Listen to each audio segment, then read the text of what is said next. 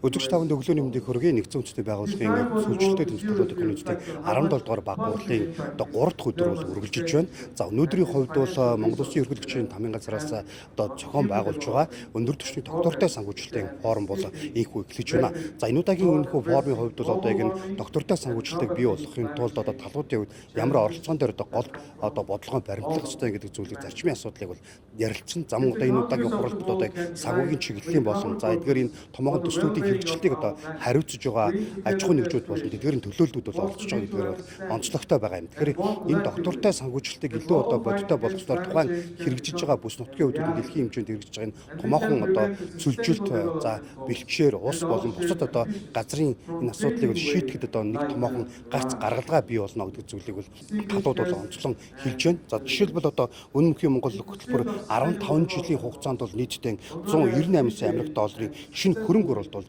дайжилт харуулж төлөвлөж байгаа. За энэхүү үүнд бол хувийн болон олон улсын донорын их усруудаас бүрдэх 71 сая америк долларын шийдэлтийн сан бол багтаж байгаа юм. Тэгэхээр энэ санхүүгийн доктортой байдлыг энэ бүс нутгийн хэмжээнд за энэ удаагийн бас COP17-гийн хурлын үеэр бас илүү тодорхой наривчилж өгснөөр тухайн хэрэгжиж байгаа төсөл хөтөлбөр бодит үр дүнгээ өгч тухайн бүс нутгийн хэмжээнд яригдж байгаа энэ уур амьсгалын өөрчлөлт цөлжилтөө тэмдэх асуудал за ус за бэлчээрийн асуудлыг бас шийдвэрлэх нэг томоохон гарц бий байгаа гэдэг зүйлийг бол их зарим их сурвалжууд зүгээс бол хэлж байгаа юм. Тэгэхээр яг бол энэ өнөөдрийн доктортой санхүүжилтийн хөрөнгө оруулалтын форум бол эхлэж байна. Тэгэхээр энэ чиглэлийн олон асуудлыг бол 2 өдөр өнөөдөр болон маргааш гэдэг 2 өдөр энэ асуудлыг энэ сэдвээр ярилцаж тодорхой шийдлүүд өөрсдийн санал санаачдуудыг бас гаргахаар ярилцж байна.